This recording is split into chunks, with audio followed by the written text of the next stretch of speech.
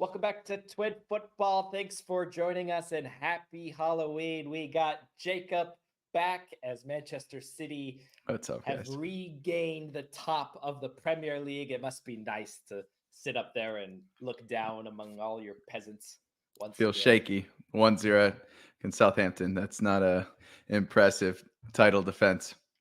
Yeah, but one-way traffic in that one. A lot of great games last weekend. A lot of great games coming up. Match week 10 in the Premier League. Remember, this is the channel that got you covered for the NFL, and we got you covered for the Premier League. So today we're doing our match week 10 picks and predictions, and not a better place to start than St. James's Park when Newcastle take on Arsenal. But before I dive into all of that game, we have to discuss the quote of the year, which is comes from Patrice Evra. And he said, Arsenal is like a season on Netflix. You just keep waiting for the next one, but it's always the same. Again, a Pretty draw, harsh. 2-2 draw against the top six team. Another complaint about referees from the Arsenal fans. Red cards aplenty under Mikel Arteta, none in this game, but a couple of injuries. Also a common theme. And That's it's the first obviously, game they've dropped points without getting a red card. yeah, so it obviously had to be the referee's fault, clearly, in some other shape. But they are going to look to rebound, still top three in the Premier League, only 5 points out. And so they're going to look to get a win traveling up to St. James's Park. Now, Chelsea has played Newcastle twice in the span of 5 days. A nice win at Stamford Bridge, and then a 2-0 loss midweek with a lot of changes in the Carabao Cup match. Now, the one thing that I can pull from Newcastle so far this season, the attack actually hasn't been firing as much as you would think. Isak has been in and out. Callum Wilson has been dealing with injuries. A good amount of changes in midweek, so they should still be a little bit rested here coming for as Arsenal come into town. But the one thing that has been scaring me for Newcastle, if I'm a Newcastle fan, is the ease of which teams have been able to transition and just go route one.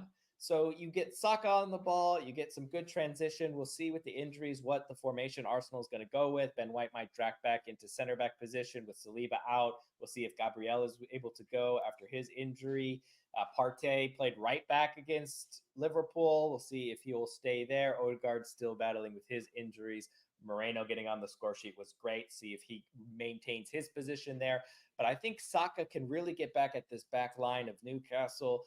Burns just isn't fast. I mean, that's just what it is. He's just a big classic center back that wants to use his forehead all the time. So give me Saka, give me Big a man. 1-0 win at St. James's Park for Arsenal to right the ship.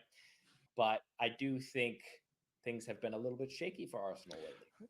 Oh, yeah, that should be an interesting game. Next up, we got Liverpool taking on Brighton. Liverpool back at Anfield. These teams just played each other midweek in the Carabao Cup at the Amex. It was a great back and forth game. Liverpool won 3-2. Gakpo with the brace. We'll see if he gets a start. It'll be just his third Premier League start of the season if he gets it. We'll see if Arne Slot decides to go with him or continue to play that false nine.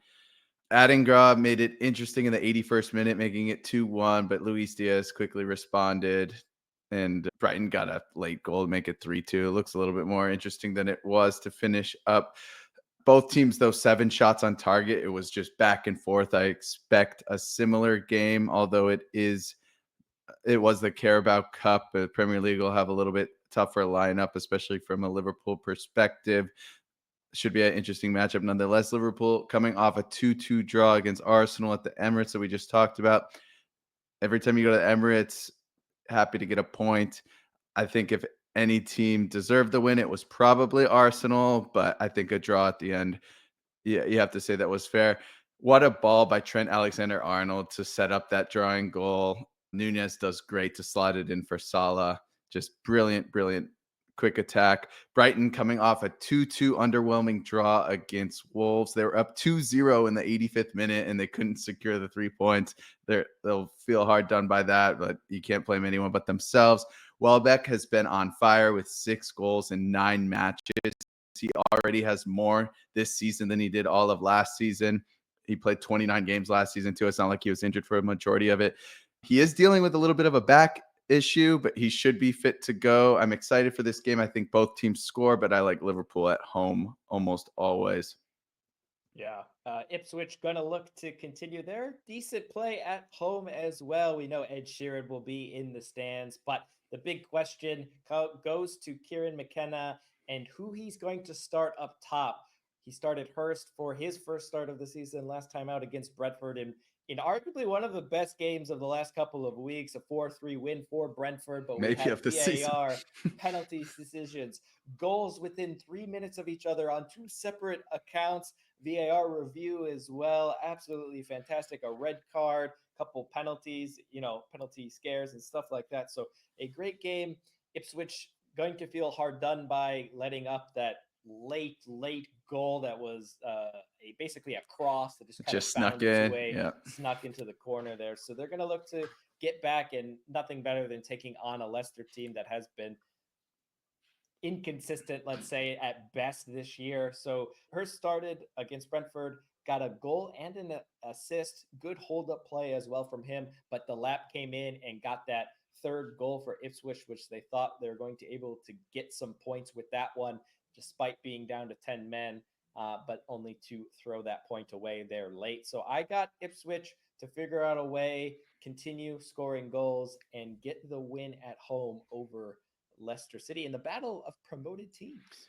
Yeah, another promotion derby. You'll feel that Ipswich has to win this one if they Has to. have if they want to have any chance of staying in the Premier League next season. I do like Leicester a little bit better than them this season, but since Ipswich is at home, I could see them pulling off the win. I'd probably go draw here, but I respect the win. Ed They Sheeran's have to worth win at this least game. one Yeah, more right. chance. I see both teams scoring this one too. Should be a good game.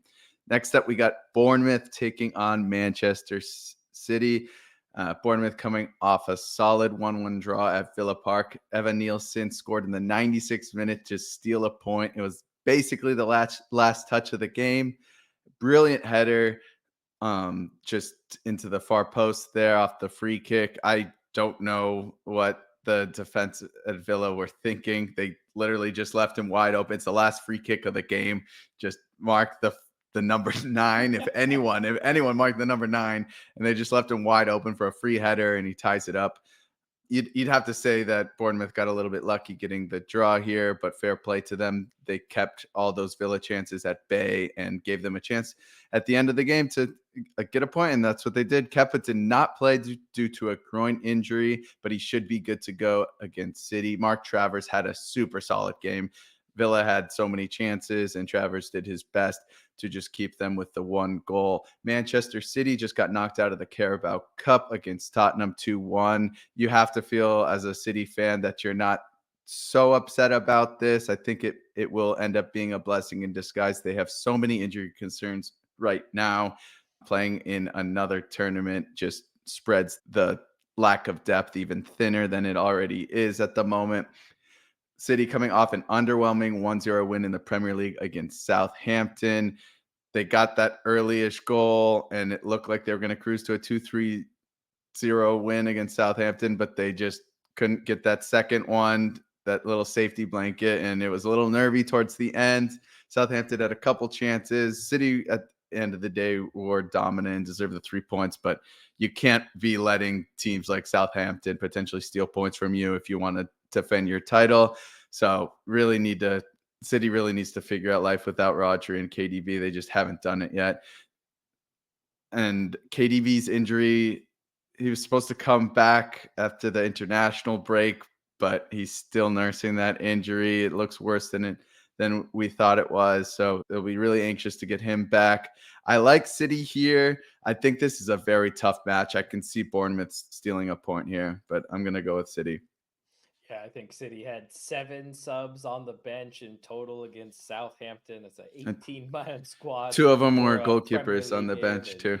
Yeah. 2 goalkeepers, so definitely okay to get thrown out of the Carabao Cup. But Southampton defending their position in the Carabao Cup, getting a good win midweek to advance. They take on a red-hot Everton. What does Everton, City, Liverpool, and Villa all have in common? The fact that they're the only 4 teams that are unbeaten in the last 5 in the Premier League. So definitely a team not consistent with being a bottom half table, let alone one barely above the relegation zone. So they have been firing, and Southampton It was one. Yes, it was only 1-0 against Manchester City at the Etihad. If you're a Southampton fan, you got to be pleased by that kind of score line. But it was one-way traffic. I like Everton to get the win comfortably at St. Mary's. Southampton, we saw last year in the Premier League, they have trouble scoring even at home. Cameron Archer did get 2 goals before going into that City game, but I don't think it'll be enough to take down a Everton team in form. McNeil's the GOAT. We got Nottingham Forest taking on West Ham. Nottingham Forest, one of the hottest teams in the Premier League. They've got Gibbs White out, no problem. Ward-Prowse out, no problem. Nuno is just doing so well with this squad, no matter who's in it. Defensively, they're second best in the entire Premier League, only 7 goals against. Only Liverpool has a better defensive record statistically than them this season. They were really struggling last year, so Nuno Espirito Santo has really done wonders, just shoring up that defensive line. Nottingham Forest coming off a 3-1 win against Leicester City. Chris Wood got a brace to put him at 7 on the season, but he might not go this weekend, and Gibbs White might not go, so I keep doubting them when they're missing their star players, but they keep pulling it off. I don't know if I should keep doing that, but it's so hard when Gibbs White and Chris Wood's been on fire. West Ham coming off that 2-1 win against Manchester United in controversial fashion that finally got Ten Hag sacked. Kind of an interesting game to sack Ten Hag after all that controversy. Jared Bowen with the penalty in the 92nd minute to seal it. Bowen, say what you want about the controversy, has been picking up his form after a slow start to the season. I like what he's doing along that right side. I am going to go with a West Ham win. I keep picking against Nottingham Forest when they have their players out, like I said, but I think West Ham's starting to figure out some things, and no striker and no number 10. I don't know how Nottingham Forest gets a goal. Maybe it's zeros, but I'm going to go West Ham here. Yeah, what a great, 7 goals against so far in the Premier League for Forest. I don't think anybody had that, even under a defensive mastermind in a way. And Nuno, we've seen what he's done with Premier League teams in the past, but 7 goals is absolutely fantastic. And West Ham, man, I know you won, but you won in the worst possible way. You got one of the worst managers to be sacked because of the way that you won that game. The controversy on top of it, it was the worst game for any fan outside of Manchester United in the Premier League, because it's the whole reason why Everton got sacked, and it just opens up the door, especially as a Chelsea fan now, for Manchester United to bounce back under Rude. A good win for him, but we'll get to that game a little bit later.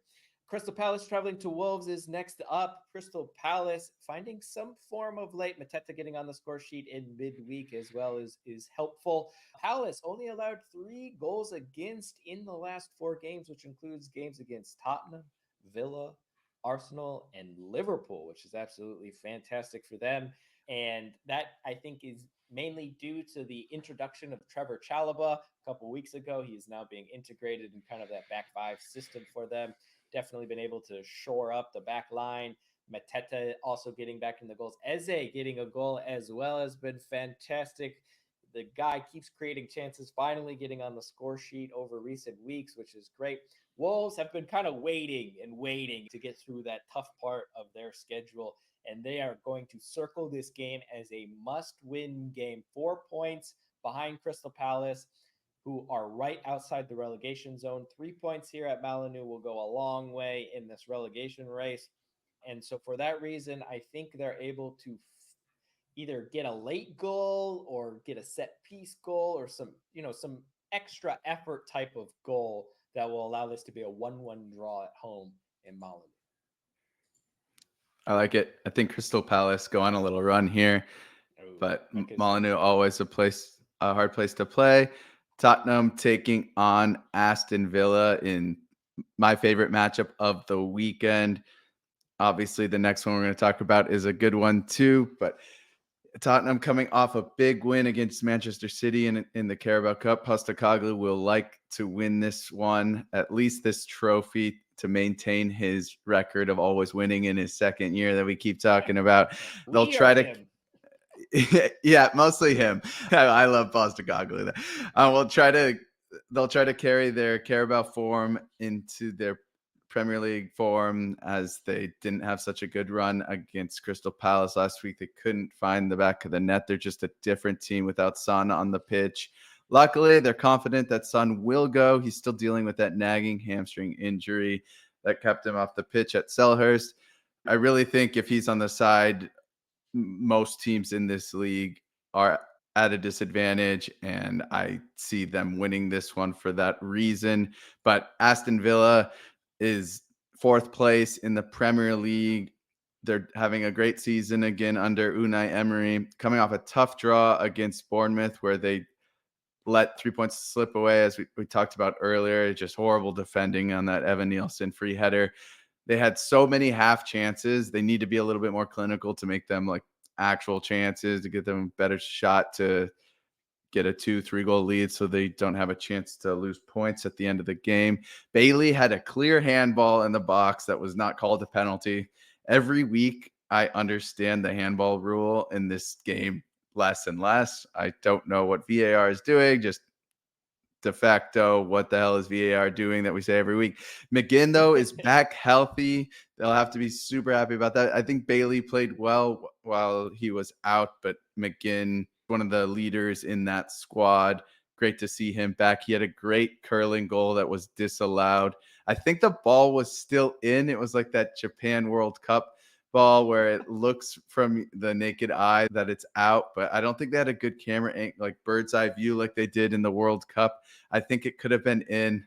I wanted it to be in because I love John McGinn, and it was such a great finish after Watkins passed it to him. Ollie Watkins, after a slow start to the season with no goals in his first 3 matches, has 5 goals in his last 6. I really think this is going to be a super entertaining game. I like Tottenham at home slightly. If it was at Villa Park, I'd probably go with Villa, but it's at Tottenham. I'm going Tottenham. Yeah, I'm hoping for a back and forth game in that one, but also I think it'll be a back and forth game at Old Trafford with Manchester United hosting Chelsea.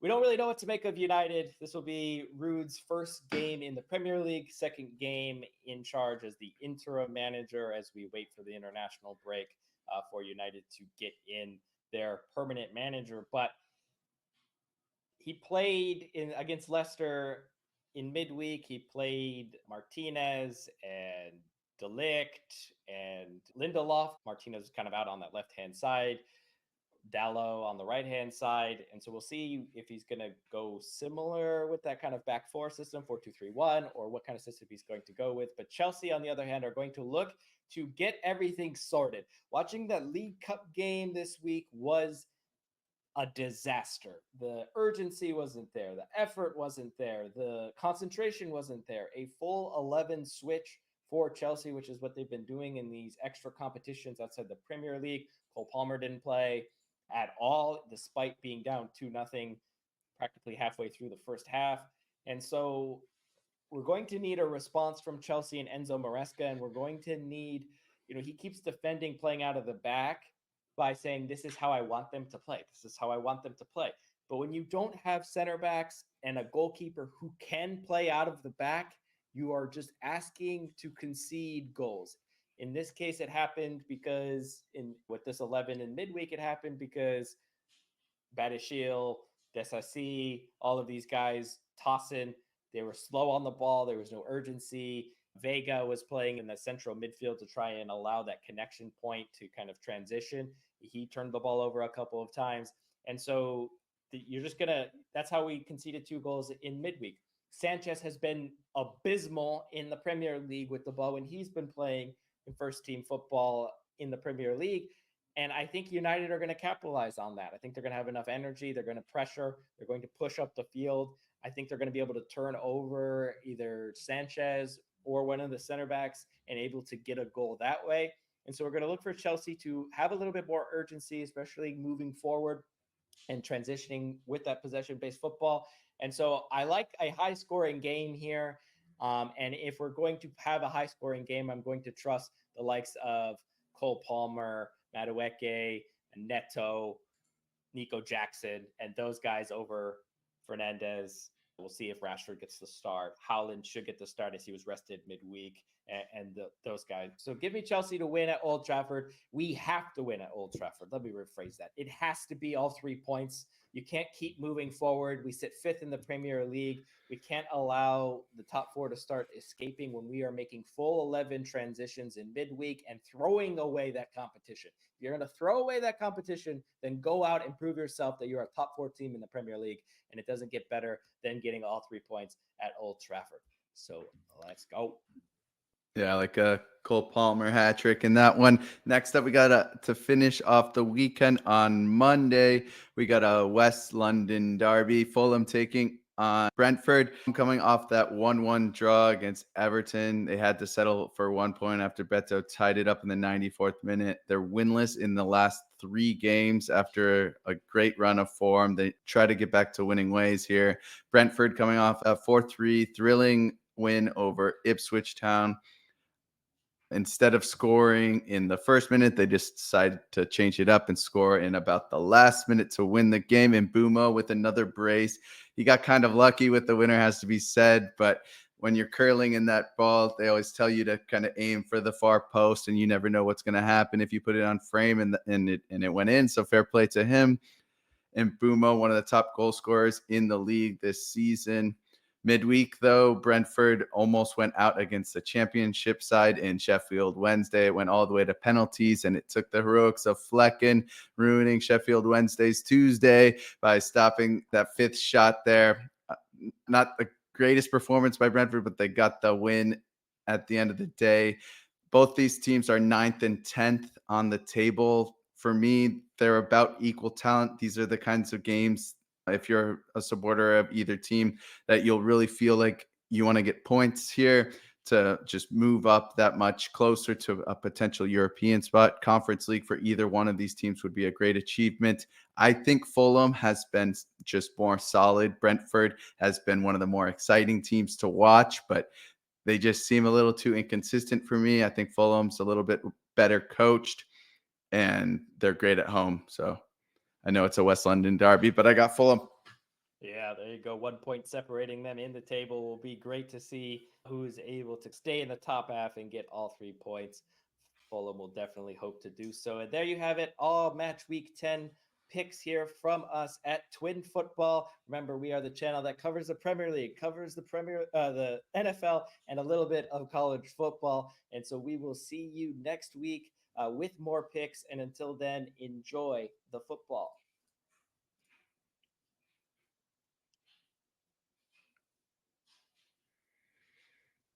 It's taking time to end, so we might have some extra time here at the end.